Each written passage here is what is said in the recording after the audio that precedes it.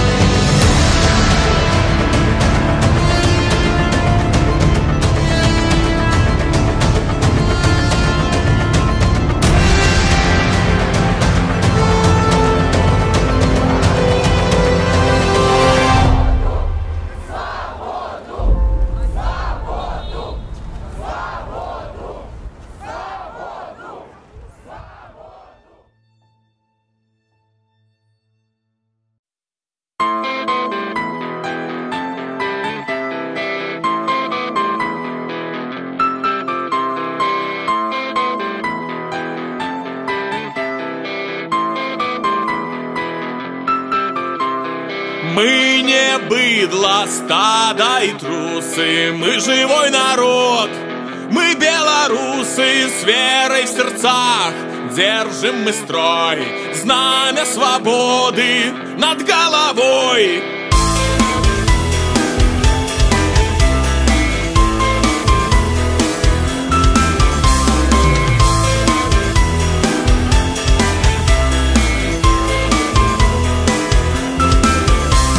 Что-то случилось, что-то не так, что-то сломалось у нас в головах. В душе очень пусто, надломана вера, кругом только вонь любого размера. Помойник зато набит до отказа, сытый и глупый. Ждешь ты приказа, когда тебе скажут избить твой народ. Так пожелал больной кукловод. Верю, верю, верю, что мы не быдло, стадо и трусы, мы живой народ, мы белорусы с верой в сердцах. Держим мы строй, знамя свободы над головой.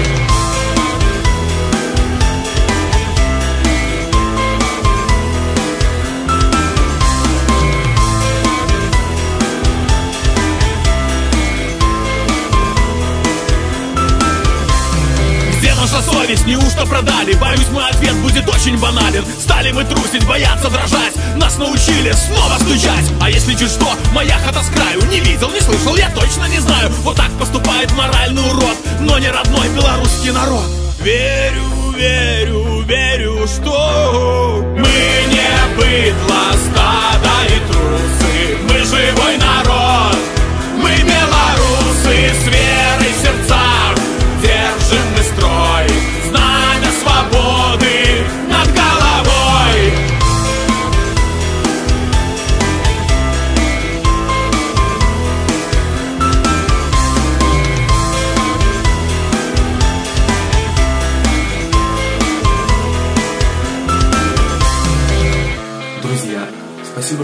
откликнулись и поддержали нас.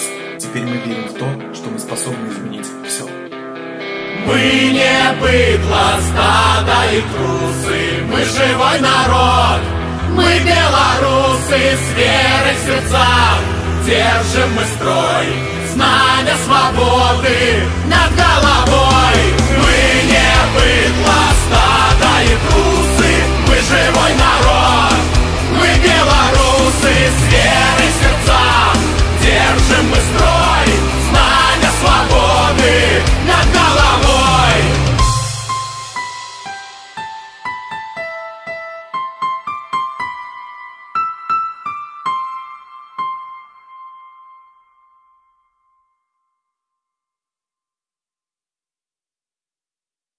For us who came from Baltic states, from Lithuania, it reminds us what we have seen back in 1988, 1999, 1990, when we had what we called singing revolution. Really, we see that a lot of people in Belarus are demanding in an open way possibility to vote for change in forthcoming presidential elections on 9th of August.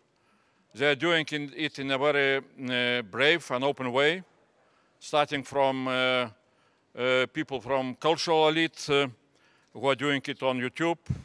Rock stars are doing with their songs. Ordinary people are going into the streets.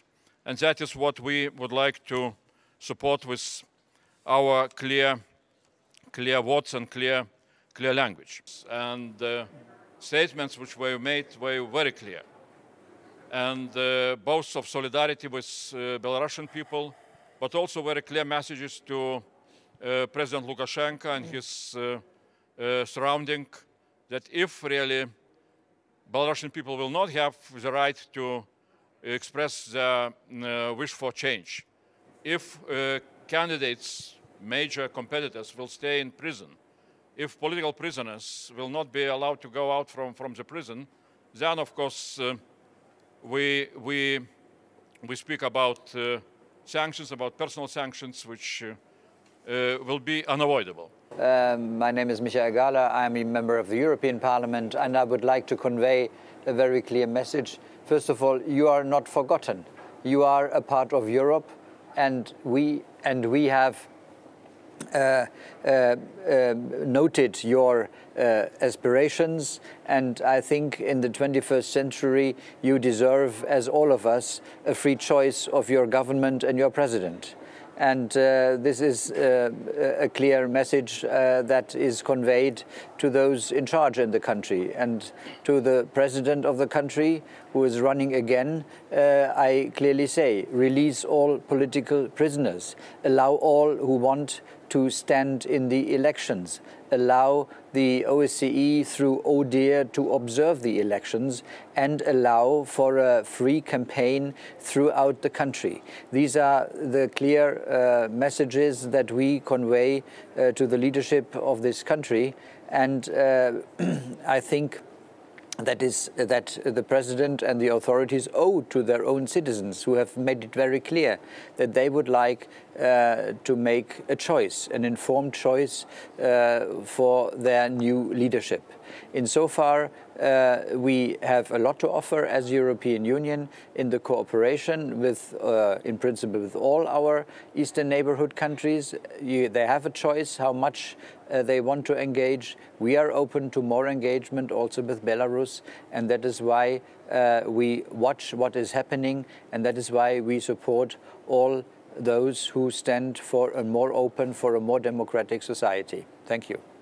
Firstly, I would like to thank you for organizing this dialogue today between the people of Belarus and Europe, because we are here to convey messages, to be close to the people of Belarus, but we are also here today to listen to the people of Belarus, because Belarus is a European country, and I want the people of Belarus to have the same chance to live in security and in prosperity as the other citizens in Europe have. And the first thing that I would like to say is I would like to express full solidarity with the people of Belarus who are speaking up, who are fighting for values, for European values, for their rights, for democratic rights, for their freedom to express themselves, for freedom of the press. This is the right thing to do, and we are by your side. Your calls are legitimate, they are articulate, they are strong, and they are fully in a European spirit. This is why I fully support this. I'm a member of the European Parliament coming from Romania. Elected in Romania, I was born in communist Romania. When I was 8, the Iron Curtain fell. So we felt then, as we feel today with Belarus, that time for change is coming. But change was not immediate, it was not fast. What I want to say is that the fight for your rights, for democracy, is a long fight. And also in my country, change was not overnight. Even 2-3 years ago, when we had a socialist government in power, they were trying to control the judiciary, stop the fight against corruption. So the reaction of the people was immediate. People went to the streets in big numbers, 500, 600,000 people all over the streets of Romania with the flag, with the European flag in their hand to fight for their rights, and they gained the appreciation of all of Europe. So the same is valid for you, dear friends, in Belarus. The fight is long, and what is important is that you speak up before elections, but also after elections. And irrespective of the result of the elections, the fight continues. Even if the result of the election is the one that you would be hoping for, still, you know, nothing. It's not like everything is achieved overnight. In view of the elections, I would just like to say that I condemn all of the violent actions against peaceful people, against peaceful protesters, and all of the unjustified actions towards opposition candidates. The president, the governing authorities should not control opposition candidates. A country in which the president controls the government and wants to control the opposition is not a democracy anymore. So they should be allowed the candidacies of whoever wants to run, a multitude of opinions, debates, because this is what defines a democracy. And as far as we are concerned from Europe, we want to see the people of Belarus as close as possible to the European Union and to the people of Europe. We have a lot to offer. Europe is there by the side of the people of Belarus. The support coming from Europe is concrete, is immediate, and the more the Belarusian authorities are ready to cope with Europe and respect European values, the more the benefits for the people of Belarus will be. Thank you very much, and we're here to listen to you. Thank you all for taking part in this important debate, and of course those who listen to us and follow this report. Sebry Belarusi. Should I say this? I mean, approaching our friends in Belarus. And of course, Belarus once again on the spot. Once again it noticed from Europe, from world around, that some things going on in Belarus. Things are not as they've been before. And why is that? Because people in Belarus are disillusioned, they're disappointed, and they're very unhappy with the state of play in this European country. Country which is surrounded by more than 1,000 kilometers common border with the European Union, common history, culture, lots of people-to-people contacts. And people have a different vision for this country. People believe that Belarus might follow a very good example of many neighbors of European countries choosing a democratic path, developing market economy, socially based, as well as having rule of law. It does not correspond probably to the vision of 26 years already ruling Alexander Lukashenko. He wants, once again, to be a leader, to be a boss of this country. And people don't like it. People want to have a change, a different choice, a choice to decide. So that's why, from the very start of election campaign, from May this year, we see very many activities going on in Belarus, in different parts of Belarus, not just in Minsk, as it was quite a phenomenon before. Now people in Belarus are taking to the streets. They're having rallies. They have debates. They collect signatures. And of course, the ruling elite in Belarus, they don't like it. They try to intimidate. They try to prosecute. They try to restrict basic freedoms and rights of citizens. For the time being, we have too many in prisons. We have Nikolai Statkevich. We have Pavel Severinets. We have many people detained before who spent some time in custody. And all that happens because of the political reasons. Those people didn't commit any crimes. Those people simply believe that by constitution they're given rights to run for the president of Republic of Belarus, to be elected, to have a possibility to see citizens having open and transparent elections. No, somebody in Belarus don't like to see elections. They want to have selected president for Belarus. That's why in the European Union, in the Western world, we are standing together with the opposition, with bloggers, independent journalists, activists, those who want to see a different political and economic climate in Belarus. And believe me, these are not just words. I am strongly in favor of not supporting anymore see and wait policy line of the European Union. We need a different policy line towards Belarus. We need a comprehensive strategy which must be employed by European Union to support, to facilitate democratization of this country. No democracy, no economy. It's a clear message, from my side. We see many good examples of European Union countries and European countries which have chosen that path, and they really benefited. People become more beneficial and benefits gaining side in this regard. So that's why today's situation in Belarus does not correspond to our expectations and to the needs of Belarusian people. Again, my message about security. For the time being, Belarus becomes a threat to the stability and security of the European Union.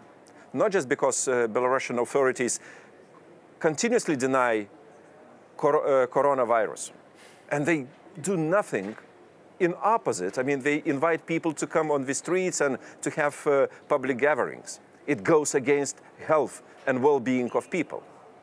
And again, I have to admit that construction of the Ostrovets nuclear power plant constitutes a clear risk to European citizens. And we will not be silent on this. It's a responsibility, a former mistake made by Mr. Lukashenko. Now he has to pay, and he has to take into account our concerns. Otherwise, will be no favorable policy line from our side. And of course, my message to Belarusians, believe in change. It doesn't come over the night. It comes sometimes with time, but you have to be sure that we stand on your side. And we believe that Belarus has a different path, a different perspective. Remember, Pogonia is our common symbol. And Pogonia is a peaceful knight, but fights those who are against human values and, in fact, those things who present our lives. So believe in it, and you always have partners and friends in Europe. Żywe Belarus! I'm really, really glad to be part of this great group of activists and committed people concerning Belarus, but also concerning the Eastern Partnership area in general. As you have heard, we had yesterday a strong plenary session for the rights of the people, of the citizen of Belarus. That was already a big proof that you have friends, that you have supporters, that you have people who will never forget you and who will stand by you with all the solidarity we can send from Brussels, from the European Parliament.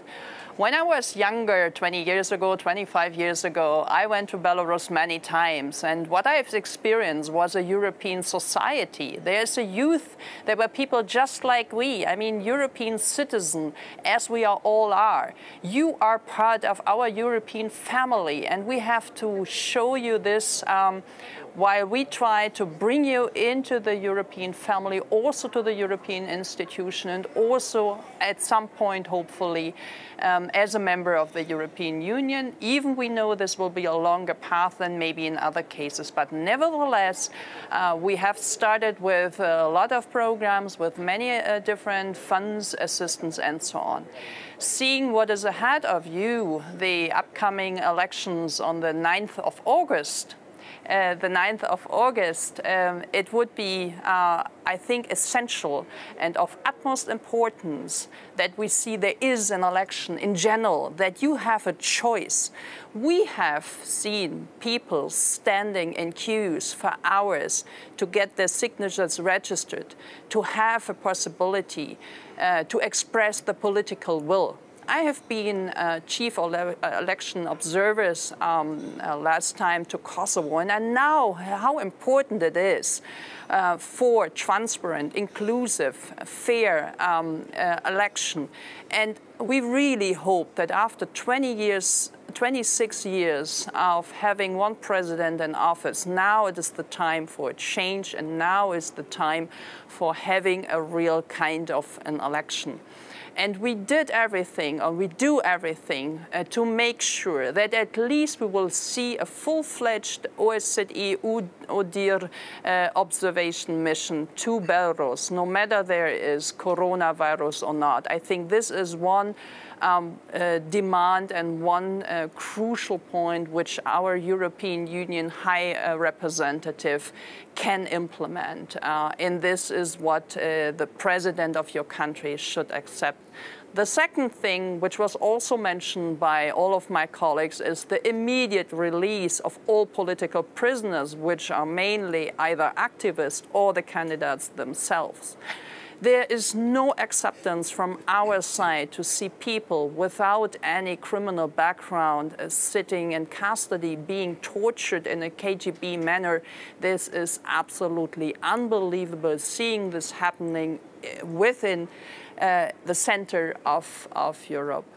And of course, I see there's really a soft power coming from Belarus. We see the rock music, which Andreas has included in his event here. We see the young generation partly studying in the European Union. You are the ambassadors, you are the young ambassadors of your country, and we see the desire for the change. And I do understand that you will be our hope also for the political changes for the next political generation. And I can ensure that we, not just from the Green Group, but from all the democratic group here in the European Parliament, will do everything to support you while you strive for this political change in your lovely country. Hopefully we can manage it this time, but otherwise, as Siegfried has said, don't give up. There will be the right time coming at some point, and we will be there as good friends and supporting you whenever that's necessary. Thanks a lot for everyone who has organized and done this lovely event, and hopefully we can celebrate something on the 9th of August or otherwise later. And I'm glad to come back to Minsk, to Brest, or to other places in Belarus. Хочу выказать солидарность з беларускім грамадствам, якое больш не хоче жыць з рэжымам, які саджае людзей у турму за грамадзянскую пазіцыю. Александр Лукашенко павінен разумець, што ў цэнтры еўрапейскага кантыненту не павінна быць дыктатуры. За акном 21 стагоддзе. Я рада, што абуджаецца моладзь. Беларусы заслужили право жить у европейской демократии. Політичные вязни мають быть неоткладно вызволены, а выборы повинны пройти свободно. Беларусь будет волной. And really, I'm very happy that together with our Belarusian partners, as I mentioned before, with different civil organizations, we are able to have this panel of civil society activists, journalists, bloggers, people from media portals, even from business, cultural activists and musicians, who are bravely showing their determination to speak openly. And now we shall have somewhere around of 9 or 10